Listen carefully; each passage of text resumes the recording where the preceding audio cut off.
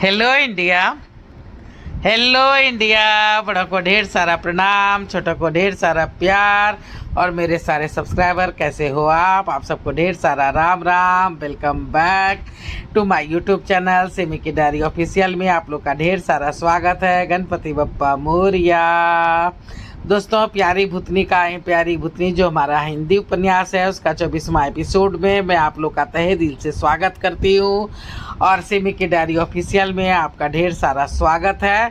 अब तक आप लोगों ने देखा कि झुमरू जो है सो मीता को बस में बैठा करके मार्केट निकल गया है और लेकिन वो उसके दिमाग में जो है सो अतीत की बातें घूम रही है और वो अतीत के बारे में सोच रहा है कि उसके 4 दोस्त थे, चारों दोस्तों में और उसके बीच में कितनी अच्छी दोस्ती थी।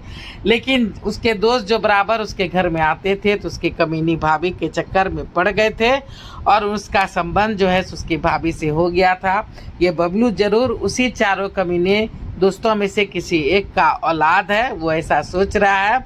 वो उसका भतीजा लगा लेकिन वो उसका भतीजा तो नहीं था, लेकिन उसके भाई का नाम उस बच्चे से जुड़ा हुआ था, इसलिए उसने जो है उसे अपने कोठरी में रख लिया है।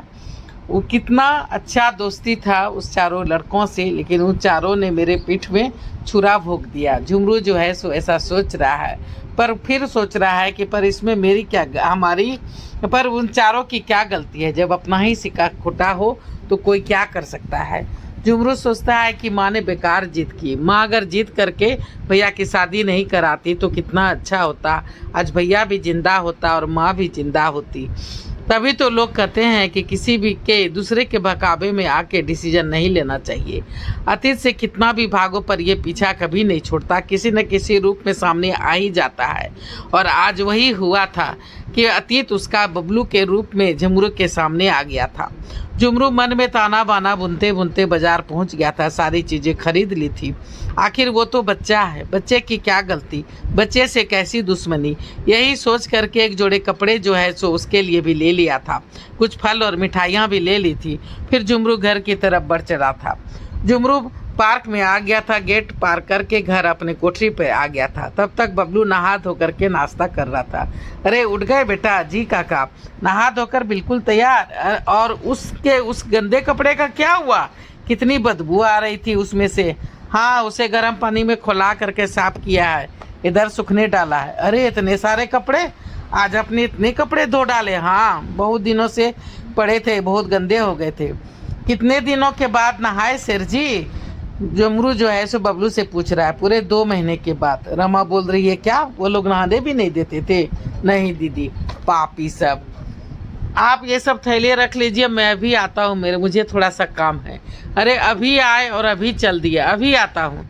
मीता को बस स्टॉप पर के पीछे के दरवाजे से लेकर जाता था झुमरू, जबकि एक और मेन गेट था जहां दरबान काका की कोठरी थी। दिन भर दोनों ही गेट खुले रहते थे। झुमरू मेन गेट होता हुआ रोड क्रॉस करके उस दुकान पर पहुंच गया था जिस दुकान पर वो शाम के 7 बजे से रात के 10 बजे तक काम करता था। दुकानदार 3 किलोमीटर दूर एक कॉलोनी में रहता था। दिन में दुकानदार के अलावा मात्र एक लड़का रहता था। दोपहर में दोनों खाना खाने चले जाते तो दुकान बंद रहता था। शाम में भीड़ काफ़ी होने के कारण ही दुकानदार ने झुमरू को रखा था ताकि उसकी थोड़ी सी मदद हो जाए। झुमरू जो है सो दुकान पर पहुंच जाता है। प्रणाम सेठ जी, खुश रहो। अरे झुमरू, आज इस वक्त कैसे आना हुआ? हाँ सेठ जी, आज से पूरे 1 महीने शाम के 5 बजे से रात के 10 बजे तक मेरी ड्यूटी डीएसपी साहब के घर पे लगी है। डीएसपी साहब के घर पे? वो क्यों? उनकी छोटी बहन की शादी है, रंगाई पुताई चल रही है। शाम में मजदूरों के जाने के बाद थोड़ा घर के नौकरों के साथ मिल करके साफ सफाई और सामान वगैरह ठीक ठाक करने में मदद करना है। पूरे 1 महीने लग जाएंगे जी। तो अब तो तुमको क्या चाहते हो, छुट्टी चाहते हो क्या? नहीं सर, छुट्टी तो नहीं चाहिए। दुकान पे सेठ और झुमरू के बीच में बातचीत हो रही है। सेठ जी पूछ रहे हैं झुमरू से, क्या तब तुम क्या चाहते हो, छुट्टी चाहते हो क्या? तो झुमरू बोलता है कि नहीं सेठ जी, छुट्टी तो नहीं चाहिए, लेकिन अगर आप चाहे तो मैं तो बगल में ही हूँ। दोपहर के 3 बजे से शाम का 5 बजे तक जो आप दुकान बंद रखते हैं तो मैं बैठ जाऊँगा। मॉल के सारे दुकान तो खुले ही रहते हैं। हाँ, ये ठीक कहा तुमने, तुम्हारी हाजिरी भी नहीं कटेगी और फिर कुछ बिक्री भी हो जाएगी। शाम में हम मैनेज कर लेंगे। पर 1 महीने के बाद शाम में तो आओगे ना? जी सेठ जी। तो ठीक है, मैं चलता हूँ सेठ जी। झुमरू घर आकर के नहा धो करके खाना खा रहा था, तभी उसकी नज़र बबलू पर पड़ी। अरे ये कौन सा ड्रेस है रमा जी? मैंने तो दूसरा शर्ट पैंट लाया था। हाँ, आपके कपड़े रखे हुए हैं। ये तो मैंने जब बबलू सोया था उसी वक्त बना लिए थे बचे हुए कपड़े से। अच्छा, तभी तो मैं कहूँ कि इसे तो मैं नहीं लाया था। बबलू टीवी देखने में मशगूल था और टीवी देखते देखते फिर से सो गया था। रमा सिलाई करने में व्यस्त हो गई थी। थोड़ी देर आराम करके झुमरू फिर कपड़े पहन करके तैयार हो गया था। रमा बोल रही है कि अब क्या हुआ? अरे कभी तो आराम कीजिए। फिर कुछ काम याद आ गया, अभी आता हूँ। झुमरू तेजी से करीब करीब दौड़ते हुए और पुलिस स्टेशन पहुंच गया था और वहां से फिर वो मेन ब्रांच पहुंचा। प्रणाम सर, डीएसपी साहब से काम है क्या? हाँ सर। खाना खा रहे हैं। कौन है? गंगू? अरे झुमरू है सर, भेज दो।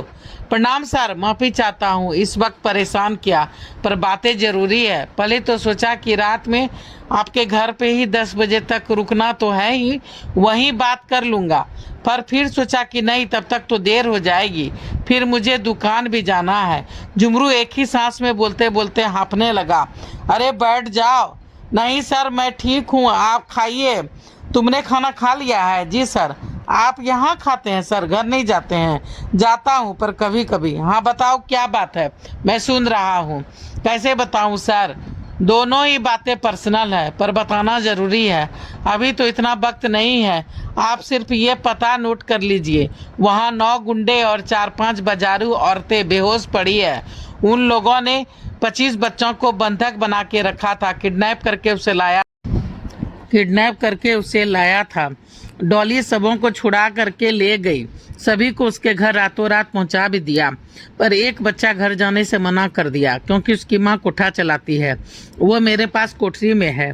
डीएसपी साहब खाना खाते खाते रुक गए। ये कैसी कहानी सुना रहे हो झुमरू?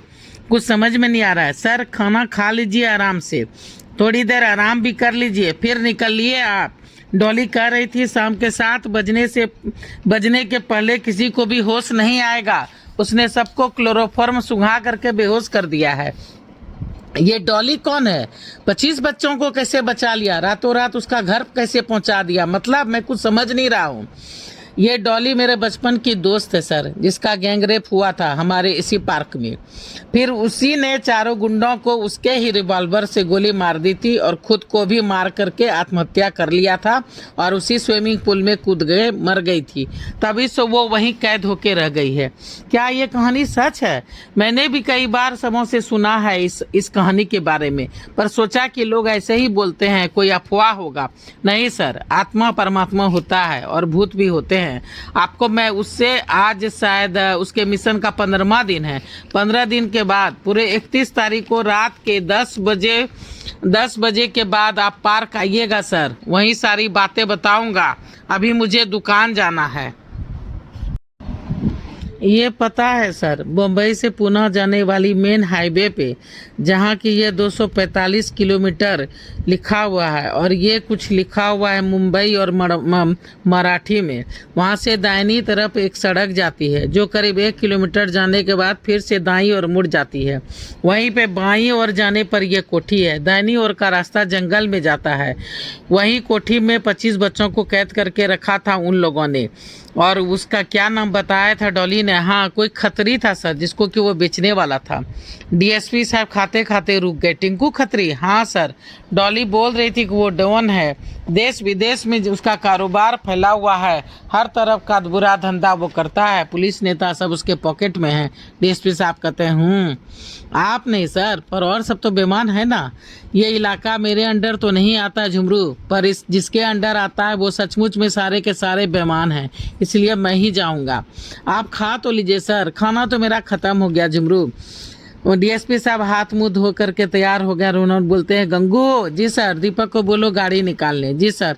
बहुत अच्छी खबर दी है झुमरू। उन बदमाशों से मुझे खतरी के बारे में और उसके अड्डे के बारे में बहुत सारी जानकारी मिलेगी। ये भूतनी क्या नाम है? डॉली सर। डॉली को हमारी तरफ से थैंक्स बोलना। और अगर डॉली इसी तरह से हम लोगों की मदद करती रही तो इस शहर से जल्दी ही गुंडों की छुट्टी हो जाएगी। मैं उससे मिलने ज़रूर आऊँगा 31 मई को, उसको कह देना। जी सर। घर जाना नहीं भूलना झुमरू। जी सर। डीएसपी साहब फोर्स लेकर के निकल गए थे। झुमरू उधर से ही दुकान चला गया था। सभी हवेली पहुंच गए थे। सबों को पकड़ करके पुलिस स्टेशन ले आया गया था और कोठरी में डाल दिया गया था। उस सब पे क्लोरोफॉर्म का असर अभी तक बरकरार था।